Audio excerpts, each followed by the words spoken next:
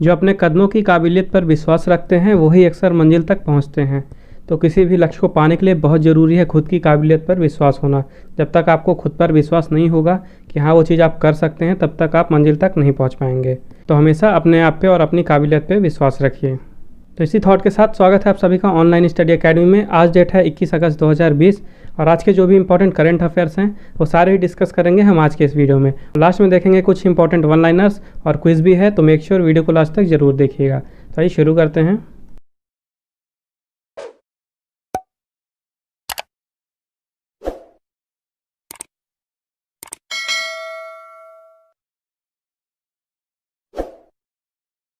सबसे पहले शुरुआत करेंगे कल के वीडियो के कुछ रिवीजन से। जीपी गर्ग को सेबी के कार्यकारी निदेशक के रूप में नियुक्त किया गया है। ड्रीम 11 ने आईपीएल 2020 के शीर्षक प्रायोजन अधिकार प्राप्त किए हैं। एडीबी ने भारत में तेजी से पारगमन प्रणाली के लिए $1 बिलियन के पैकेज को मंजूरी दी है। रविशंकर प्रसाद ने स्टार्टअप इकोसिस्टम को गति प्रदान करने के लिए स्वदेशी माइक्रो प्रोसेसर चैलेंज की शुरुआत की। राजीव गांधी खेल रत्न पुरस्कार के लिए रोहित शर्मा की सिफारिश की गई। इनोवेशन अचीवमेंट 2020 पर संस्थानों के अटल रैंकिंग में आईआईटी मद्रास ने टॉप किया है। राकेश अस्थाना को सीमा सुरक्षा बल के महानिदेशक के रूप में नियुक्त किया गया है। 19 अगस्त को मनाया गया विश्व मानवतावादी दिवस 2020। फिनो पेमेंट बैंक ने जन बचत खाता लॉन्च किया है। नितिन गडकरी जी ने farm to fork service portal वेदकृषि.com लॉन्च किया है। हर्षवर्धन जी ने भारतीय उद्योग परिसंघ द्वारा शुरू किए गए भारत हेल्थकेयर सप्ताह का उद्घाटन किया। प्रशांत जोशी को डीबीएस बैंक के एमडी और राष्ट्रीय वितरण के प्रमुख के रूप में नियुक्त किया गया है। दिल्ली पुलिस के परिवारों के द्वार पर आयुर्वेद निवारक स्वास्थ्य सेवाओं का विस्तार करने के लिए अखिल भारतीय आयुर्वेद संस्थान ने धन्वंतरी रथ का शुभारंभ किया। भारतीय रेलवे में ड्रोन आधारित निगरानी प्रणाली पेश की गई है। भारतीय शास्त्रीय गायक और पद्म पुरस्कार से सम्मानित पंडित जसराज का 90 साल की उम्र में निधन हो गया और रांची में झारखंड का नया लोगो पेश किया गया। तो आइए मूव करते हैं आज के क्वेश्चन की तरफ। आज का पहला क्वेश्चन है, union cabinet has given its approval for the establishment of which agency to conduct common eligibility test. Common eligibility test कराने के लिए केंद्रीय मंत्रिमंडल ने किस एजेंसी की स्थापना के लिए अपनी मंजूरी दे दी है? तभी हाल ही में यूनियन कैबिनेट ने नेशनल रिक्रूटमेंट एजेंसी की स्थापना के लिए अपनी अप्रूवमेंट दे दी है और इसकी स्थापना की गई है कॉमन एलिजिबिलिटी टेस्ट कराने के लिए। तो नेशनल रिक्रूटमेंट एजेंसी की स्थापना की गई है ताकि कॉमन एलिजिबिलिटी टेस्ट करवाया जा सके और ये टेस्ट करवाया जाएगा जो भी पब्लिक सेक्टर बैंक्स हैं और गवर्नमेंट जॉब्स हैं उनके लिए। तो जो भी नॉन गैजेटेड पोस्ट हैं यानी ग्रुप बी और ग्रुप सी की पब्लिक सेक्टर बैंक और सेंट्रल गवर्नमेंट्स में, तो उनके लिए कराया जाएगा कॉमन एलिजिबिलिटी टेस्ट। और इस सीईटी का जो स्कोर है वो 3 साल तक वैलिड रहेगा। जैसे अलग अलग ग्रुप बी और सी की एग्ज़ाम होती थी अलग अलग, पहले जैसे रेलवे की अलग होती थी, एसएससी की अलग होती थी, आईबीपीएस की अलग होती थी, तो अब एक कॉमन एग्ज़ाम होगा कॉमन एलिजिबिलिटी टेस्ट और इसी एग्ज़ाम के स्कोर के बेसिस पे आप अगले टायर पे जा सकेंगे। यानी कि जो प्री है सबका तो कॉमन कर दिया गया है। तो इस एजेंसी के अप्रूव हो जाने से लगभग 2.5 करोड़ एस्पिरेंट जो अलग अलग एजेंसियों के अलग अलग एग्ज़ाम्स दे रहे थे, तो अब सबको एक ही कॉमन टेस्ट देना पड़ेगा और उसी के स्कोर के बेसिस पे वो आगे के हायर टायर पे अपीयर हो सकेंगे। और सबसे ज़्यादा फ़ायदा होगा जो भी गरीब वर्ग के स्टूडेंट्स हैं और जो भी पिछड़े एरियाज़ में रहते हैं जिनको ट्रैवलिंग में दिक्कत होती है। तो साल भर में आपको पता ही है इतने सारे एग्ज़ाम्स होते हैं, तो हर एग्ज़ाम के लिए पहले तो अलग अलग फॉर्म भरो और फिर अलग अलग उनके एग्ज़ाम होते हैं, तो अलग अलग सिटीज़ में ट्रैवल करो, उसमें भी काफ़ी सारे खर्चे आते हैं। तो इन सारी समस्याओं को अब दूर करते हुए सिर्फ एक कॉमन टेस्ट देना पड़ेगा, कॉमन एलिजिबिलिटी टेस्ट। तो आई होप आपको समझ में आ गया होगा। तो जो एनआरए का प्रपोज़ल था वो सबसे पहले यूनियन बजट जो 2020 का यूनियन बजट था उसमें दिया गया था इसका प्रपोज़ल, और इसके लिए जो बजट में अमाउंट एलोकेट किया था वो है 1517 करोड़ यानी 1517 करोड़ रुपए। नेक्स्ट क्वेश्चन है, on which of the following date Indian Akshay Urja day 2020 was observed. निम्नलिखित में से किस तारीख को भारतीय अक्षय ऊर्जा दिवस 2020 मनाया गया? तो अभी हाल ही में 20 अगस्त को मनाया गया है भारतीय अक्षय ऊर्जा दिवस 2020। तो अक्षय ऊर्जा दिवस मनाया जाता है जो भी अक्षय ऊर्जा है, अक्षय ऊर्जा यानी कि रिन्यूएबल एनर्जी। तो रिन्यूएबल एनर्जी की इम्पोर्टेंस जो है तो उसके बारे में अवेयरनेस फैलाने के लिए हर साल 20 अगस्त को मनाया जाता है इंडिया में इंडियन अक्षय ऊर्जा डे, और इसका इस्टेब्लिशमेंट हुआ था 2004 में। और इसका इस्टेब्लिशमेंट किया गया था ताकि जो रिन्यूएबल एनर्जी डेवलपमेंट प्रोग्राम्स हैं उनको सपोर्ट किया जा सके। और इसके अलावा लोगों में जागरूकता फैलाई जा सके कि वो जो ट्रेडिशनल सोर्स ऑफ एनर्जी है उनको छोड़ के रिन्यूएबल एनर्जी सोर्सेज को यूज़ करें। और 20 अगस्त को ही 2 और दिन मनाए गए। पहला है सद्भावना दिवस और दूसरा है वर्ल्ड मॉस्किटो डे। सद्भावना दिवस को ही एक और नाम से जाना जाता है हारमोनी डे। तो सद्भावना दिवस मनाया जाता है, जो पूर्व प्राइम मिनिस्टर थे राजीव गांधी जी, तो उनके जन्म दिवस के तौर पे मनाया जाता है सद्भावना दिवस, और इस साल उनका 76वां बर्थ एनिवर्सरी होगा। और दूसरा है वर्ल्ड मॉस्किटो डे। तो ये दिन मनाया जाता है 20 अगस्त को अवेयरनेस फैलाने के लिए लोगों में कि जो मलेरिया होता है वो फीमेल मॉस्किटोज़ के द्वारा होता है और उन मच्छरों का नाम है एनोफेलिस। ओके, तो यहाँ से आपका एक ये साइंस का क्वेश्चन बन सकता है कि जो मलेरिया है वो कौन से मॉस्किटो के काटने से होता है। तो फीमेल मॉस्किटो होता है, उसका नाम है एनोफेलिस। और इसी दिन जो ब्रिटिश डॉक्टर हैं सर रोनाल्ड रॉस, उन्होंने डिस्कवरी की थी 1897 में जो मलेरिया है वो फीमेल मॉस्किटो के द्वारा होता है। तो अगस्त के जितने भी इंपॉर्टेंट डेज हैं आइए एक बार उनका रिवीजन कर लेते हैं। सबसे पहले 1 अगस्त से 7 अगस्त तक मनाया गया वर्ल्ड ब्रेस्ट फीडिंग वीक, जिसकी थीम रखी गई support breast feeding for a healthier planet.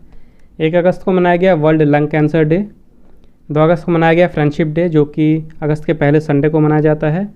3 अगस्त को मनाया गया वर्ल्ड संस्कृत डे। 6 अगस्त को मनाया गया हिरोशिमा डे। 7 अगस्त को मनाया गया नेशनल हैंडलूम डे। 9 अगस्त को मनाया गया वर्ल्ड ट्राइबल डे, जिसका एक और नाम है international day of the world indigenous people, और इसकी थीम रखी गई थी कोविड-19 एंड इंडिजिनस पीपल रेजिलियंस। और 9 अगस्त को ही मनाया गया नागासाकी डे। तो जो हिरोशिमा डे है और नागासाकी डे है ये दोनों ही इंपॉर्टेंट हैं क्योंकि इस साल इनकी 75th एनिवर्सरी है। उसके बाद 10 अगस्त को मनाया गया वर्ल्ड बायोफ्यूल डे, और वर्ल्ड बायोफ्यूल डे पे एक वेबिनार का आयोजन कराया गया जिसकी थीम रखी गई थी बायोफ्यूल्स टुवर्ड्स आत्मनिर्भर भारत। 12 अगस्त को मनाया गया वर्ल्ड एलिफेंट डे और international youth day. International youth day की थीम थी youth engagement for global action. 13 अगस्त को मनाया गया वर्ल्ड ऑर्गन डोनेशन डे। फिर उसके बाद 19 अगस्त को मनाया गया वर्ल्ड ह्यूमैनिटेरियन डे और वर्ल्ड फोटोग्राफी डे। और अब 20 अगस्त को मनाया गया है इंडियन अक्षय ऊर्जा डे, सद्भावना दिवस और World Mosquito Day. Next question है who has sworn in as 54th president of Dominican Republic. Dominican गणराज्य के 54वें राष्ट्रपति के रूप में किसने शपथ ली है? तो अभी हाल ही में लुइस रोडोल्फो एबिनेडर ने शपथ ली है 54वें राष्ट्रपति के रूप में डोमिनिकन गणराज्य के, और इन्होंने पद लिया है डेनियो मेडिना की जगह। ओके, इसके पहले यहाँ के प्रेसिडेंट थे डेनियो मेडिना, अब उनकी जगह आ गए हैं लुइस रोडोल्फो एबिनेडर।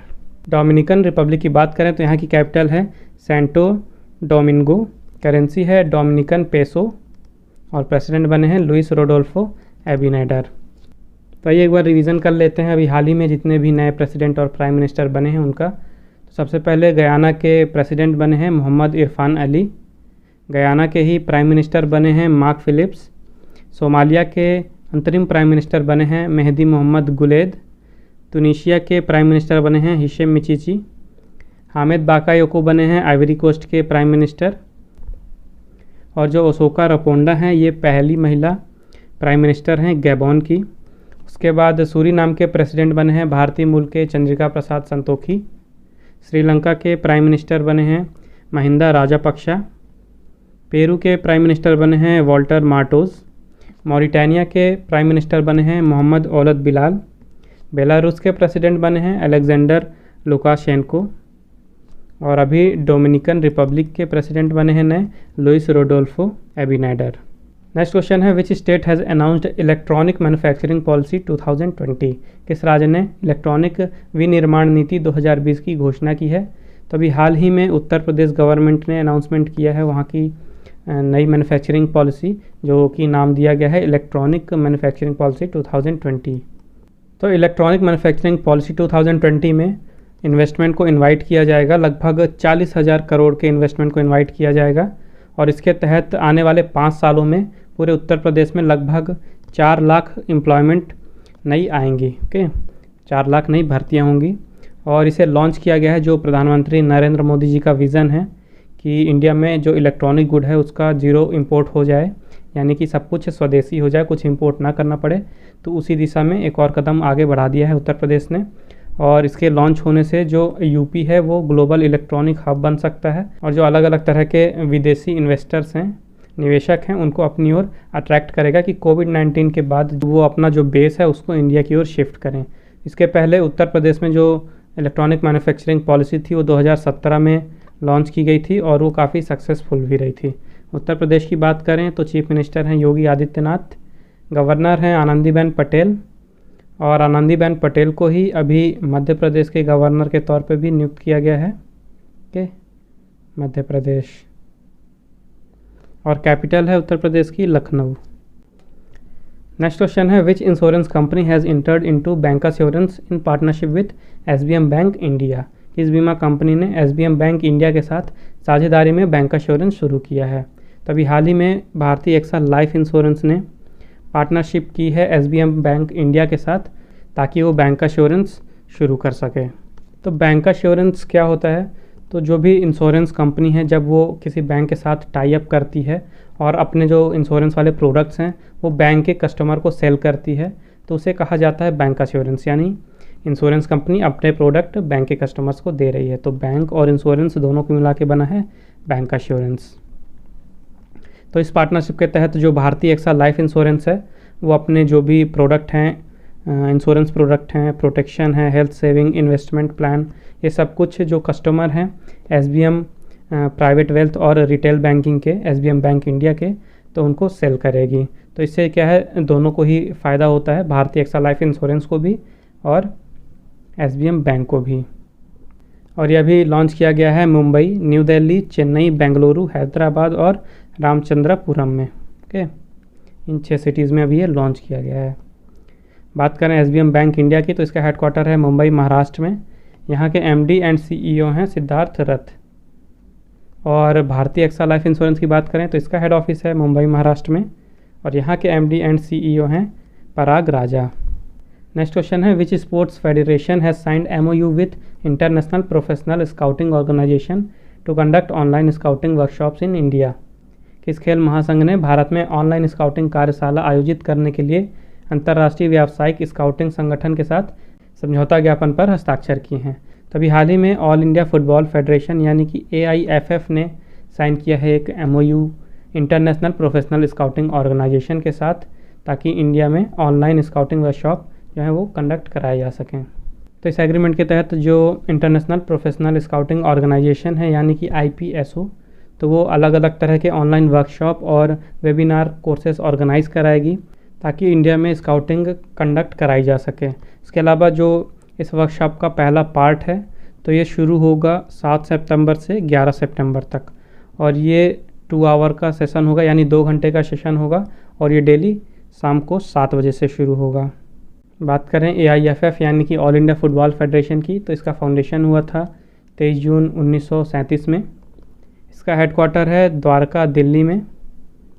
इसको फीफा का एफिलिएशन मिला था 1948 में, AFC का एफिलिएशन मिला था 1954 में और सैफ का एफिलिएशन मिला था 1997 में।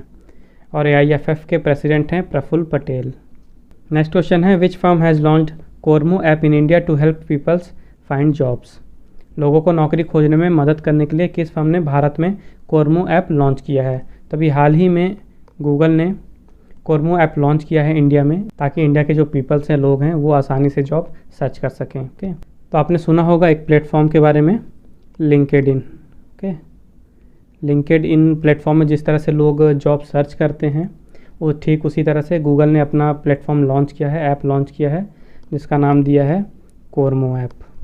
तो गूगल ने इस एम्प्लॉयमेंट एप्लीकेशन को बांग्लादेश में 2018 में ही लॉन्च कर दिया था। उसके बाद इसको एक्सपेंड किया गया था इंडोनेशिया तक और अब इसे इंडिया में भी लॉन्च कर दिया गया है। तो इस एप्लीकेशन के थ्रू जो पर्सन हैं, पीपल हैं, तो वो अपने हिसाब से जॉब सर्च कर सकते हैं और उसके अलावा नई नई स्किल्स भी सीख सकते हैं और CV यानी कि जो रिज्यूम होता है या करिकुलम वाइटे होता है उसको बनाना भी सीख सकते हैं। नेक्स्ट क्वेश्चन है which state has given nod to YSR Aasara scheme aimed at women empowerment. महिला सशक्तिकरण के उद्देश्य से किस राज्य ने YSR आसरा योजना को मंजूरी दी है। तो अभी हाल ही में आंध्र प्रदेश गवर्नमेंट ने मंजूरी दी है YSR आसरा योजना को और ये योजना शुरू की गई है जो वहाँ की महिलाएं हैं उनके सशक्तिकरण के लिए। तो इस योजना के तहत आने वाले 4 सालों में लगभग 27,169 करोड़ रुपए खर्च किए जाएंगे सरकार के द्वारा जो आंध्र प्रदेश के सरकार है उनके द्वारा, और जिसमें से अकेले 2020-21 के लिए 6,792.21 करोड़ रुपए रखे गए हैं। और इससे लगभग 9,33,180 वीमेंस का ग्रुप है, जिसमें कि 90 लाख वीमेंस है, उनको फ़ायदा मिलेगा। और इस स्कीम के साथ जो आने वाली 2 स्कीम और हैं आंध्र प्रदेश में, उनकी भी डेट जो है वो जारी कर दी गई हैं गवर्नमेंट के द्वारा। और जो 2 स्कीम हैं वो हैं YSR संपूर्ण पोषण एंड संपूर्ण पोषण प्लस, जो कि 1 सितंबर को लॉन्च की जाएगी। और इस स्कीम के तहत जो भी प्रेग्नेंट वुमेंस हैं और चिल्ड्रन हैं उनको कंप्लीट न्यूट्रिशन डाइट प्रोवाइड कराया जाएगा। और इसके लिए जो 2020-21 का बजट रखा गया है वो रखा गया है 1863 करोड़ रुपए का। और जो दूसरी स्कीम है YSR विद्या कनुका स्कीम, तो इसको लॉन्च किया जाएगा 5 सितंबर को। और इसकी जो लागत है वो है लगभग 648 करोड़ रुपए। और इस स्कीम के तहत जो 43 लाख स्टूडेंट्स हैं आंध्र प्रदेश के, उनको 3 pair of uniforms, shoes, school bag, notebook और टेक्स्ट बुक सब कुछ प्रोवाइड कराया जाएगा। आंध्र प्रदेश की बात करें तो यहाँ के चीफ मिनिस्टर हैं YS जगनमोहन रेड्डी, गवर्नर हैं विश्वभूषण हरिचंदन, और कैपिटल है अमरावती। नेक्स्ट क्वेश्चन है, which insurance company has launched Shagun gift and insurance policy? किस बीमा कंपनी ने Shagun gift and insurance policy launch की है? तो अभी हाल ही में SBI जनरल इंश्योरेंस ने लॉन्च किया है एक अपना नया पॉलिसी अलग तरह का, और उसका नाम दिया गया है शगुन गिफ्ट एंड इंश्योरेंस पॉलिसी। तो ये एक तरह का पर्सनल एक्सीडेंट पॉलिसी है। और इसकी खास बात ये है कि ये जो भी ये इंश्योरेंस ख़रीदता है, ये पॉलिसी ख़रीदता है, तो ज़रूरी नहीं है कि सिर्फ ये उसी के लिए हो। ये चाहे तो किसी अपने रिलेटिव को या अपने किसी जानने वाले को ये पॉलिसी गिफ्ट कर सकता है। तो SBI general insurance company limited की इस्टेब्लिशमेंट हुआ था 2009 में। इसका हेडक्वार्टर है मुंबई महाराष्ट्र में। यहाँ के MD और CEO हैं प्रकाश चंद्र कंडपाल, और ये अभी हाल ही में नियुक्त हुए थे, तो ये इंपॉर्टेंट है, ये याद रखिएगा। और यहाँ की टैगलाइन है सुरक्षा और भरोसा दोनों। नेक्स्ट क्वेश्चन है, which bank has waived SMS charges for its saving account customers? किस बैंक ने अपने बचत खाता ग्राहकों के लिए SMS शुल्क माफ़ किया है? तो अभी हाल ही में स्टेट बैंक ऑफ इंडिया यानी कि SBI ने अपने सेविंग अकाउंट कस्टमर्स के लिए एक सुविधा लॉन्च की गई है, जिसके तहत जो SMS चार्जेस होते हैं तो उनको फ्री कर दिया गया है SMS को। और जो मिनिमम बैलेंस वाला क्राइटेरिया था, तो अगर आपके में मिनिमम बैलेंस मेंटेन नहीं है तो पहले जो फ़ाइन लगता था उस फ़ाइन को भी अब ख़त्म कर दिया गया है। तो अभी तक जो SBI के सेविंग बैंक कस्टमर थे तो उनको अपने अकाउंट में जो अर्बन एरियाज़ के कस्टमर थे उनको 3,000 मिनिमम बैलेंस रखना पड़ता था, मंथली एवरेज बैलेंस यानी MAB। और जो सेमी अर्बन के कस्टमर थे उनको 2,000 MAB रखना पड़ता था। और जो रूरल एरियाज़ हैं यानी ग्रामीण एरियाज़ हैं, वहाँ के कस्टमर को 1,000 रुपये मंथली एवरेज बैलेंस रखना पड़ता था। और अगर वो इतना मेंटेन नहीं कर पाते थे मंथली एवरेज बैलेंस, तो एज अ फ़ाइन या पेनाल्टी उनको 5 रुपये से 15 रुपये तक का फ़ाइन लगता था, जिसमें कि अलग से टैक्स भी जोड़ा जाता था। तो अब SBI ने उनको राहत देते हुए जो ये मंथली एवरेज बैलेंस वाला क्राइटेरिया था इसे ख़त्म कर दिया है, और अब कोई भी पेनाल्टी नहीं लगेगी। उसके साथ ही जो SMS सर्विसेज थी तो उन पे अब चार्ज भी नहीं लगेगा। तो आइए देखते हैं स्टेट बैंक ऑफ इंडिया के बारे में। तो 1806 में बना था बैंक ऑफ कलकत्ता, 1840 में आया बैंक ऑफ बॉम्बे, और उसके बाद 1843 में आया बैंक ऑफ मद्रास। ओके, उसके बाद 1921 में इन तीनों ही बैंकों को मिला के एक बैंक बना दिया गया, और उसका नाम दिया गया इंपीरियल बैंक ऑफ इंडिया। और 1921 से 1955 तक रहा इंपीरियल बैंक ऑफ इंडिया। उसके बाद 1 जुलाई 1955 में बना दिया गया state bank of India. Okay, और 1 जुलाई को ही मनाया जाता है SBI डे के रूप में। और यहाँ के फ़िलहाल अभी चेयरमैन हैं रजनीश कुमार। हेडक्वार्टर है इसका मुंबई महाराष्ट्र में। और टैगलाइन है the nation banks on us. दूसरी है प्योर बैंकिंग नथिंग एल्स। तीसरी है with you all the way. चौथी है the banker to every Indian. और पांचवी है a bank of common man. Okay, तो 5 टैगलाइन है SBI की। बैंक बड़ा है तो टैगलाइन भी ज़्यादा हैं, तो पाँचों ही याद रखिएगा। नेक्स्ट क्वेश्चन है, who has attended the 5th world conference of speakers of parliament? संसद के स्पीकरों के 5वें विश्व सम्मेलन में किसने भाग लिया? तो अभी हाल ही में world conference of speakers of parliament organise कराया गया, और इस साल इसका 5वां एडिशन था। ओके, और भारत की तरफ से भाग लिया यहाँ के जो लोकसभा स्पीकर हैं ओम बिरला जी ने। ओके, ओम बिरला जी ने पार्टिसिपेट किया है इंडिया की तरफ से इस कॉन्फ्रेंस में। और इस कॉन्फ्रेंस को ऑर्गेनाइज कराया गया था पार्लियामेंट ऑफ ऑस्ट्रिया और साथ ही इंटर पार्लियामेंट्री यूनियन के द्वारा, और उसके साथ थी यूनाइटेड नेशंस। ओके, और इस कॉन्फ्रेंस की थीम रखी गई थी parliamentary leadership for more effective multilateralism that delivers peace and sustainable development for the people and planet. Okay, एक बार फिर से देख लीजिए, parliamentary leadership for more effective multilateralism that delivers peace and sustainable development for the people and the planet. और जो first edition था world conference of speakers of parliament, वो ऑर्गेनाइज कराया गया था न्यूयॉर्क। और इस कॉन्फ्रेंस का मेन एम था, जो भी अलग अलग कंट्रीज़ हैं, डिफरेंट कंट्रीज़ हैं, तो उनके बीच में मल्टीलेटरिज्म को बढ़ाना और वो आपस में ज़्यादा से ज़्यादा समर्थन करें, कोऑपरेशन करें एक दूसरे का, और शांति को बढ़ावा देना ताकि एक बेहतर दुनिया बनाई जा सके। तो ये मूव करते हैं आज के वर्ल्ड की तरफ। सबसे पहले है एक संकल्प बुजुर्गों के नाम कैंपेन हैज़ बीन ऑर्गेनाइज्ड इन मध्य प्रदेश। मध्य प्रदेश में एक संकल्प बुजुर्गों के नाम अभियान का आयोजन किया गया, और ये आयोजन किया गया है छतरपुर पुलिस के द्वारा। तो वहाँ के जो भी बुज़ुर्ग हैं, जो भी हेल्पलेस ओल्ड पीपल्स हैं, तो कोविड-19 के चलते उनको हेल्प पहुँचाने के लिए उनको फूड, दवाई और जो भी ज़रूरी सामान है उनको वो सामान प्रोवाइड कराने के लिए छतरपुर पुलिस द्वारा ये अभियान शुरू किया गया है। नेक्स्ट है Paytm has launch stock trading services on it's platform. Paytm ने अपने प्लेटफॉर्म पर स्टॉक ट्रेडिंग सेवाएं लॉन्च की हैं। तो पेटीएम का ही एक पार्ट है Paytm money. Okay, Paytm money platform में अब जो कस्टमर हैं वो स्टॉक ट्रेडिंग सर्विसेज का भी फ़ायदा उठा सकते हैं। नेक्स्ट है union cabinet has approved redevelopment of 3 airports in Jaipur, Gwalior and Thiruvananthapuram. केंद्रीय मंत्रिमंडल ने जयपुर, ग्वालियर और तिरुवनंतपुरम में 3 हवाई अड्डों के पुनर्विकास को मंजूरी दी है, और इसका जो रीडेवलपमेंट है वो करेगी अदानी इंटरप्राइजेज लिमिटेड, और जो इसके लिए बजट एलोकेट किया गया है वो है 1070 करोड़ रुपए। नेक्स्ट है international labour organisation and Asian development bank prepared a joint report on tackling कोविड-19 youth employment crisis in Asia and Pacific. ILO और ADB ने कोविड-19 में एशिया और प्रशांत क्षेत्र के युवाओं के रोजगार संकट पर एक संयुक्त रिपोर्ट तैयार की है। इस रिपोर्ट के अनुसार जो कोविड-19 का क्राइसिस चल रहा है उसके कारण इंडिया के लगभग 41 लाख यूथ्स के जॉब जाने वाले हैं, और अगर पूरे एशिया और पैसिफिक रीजन की बात करें तो यहाँ की टोटल 13 कंट्रीज़ में से लगभग 1 से 1.5 करोड़ तक यूथ्स के जॉब जा सकते हैं। लास्ट है ICMR has released national cancer registry programme report.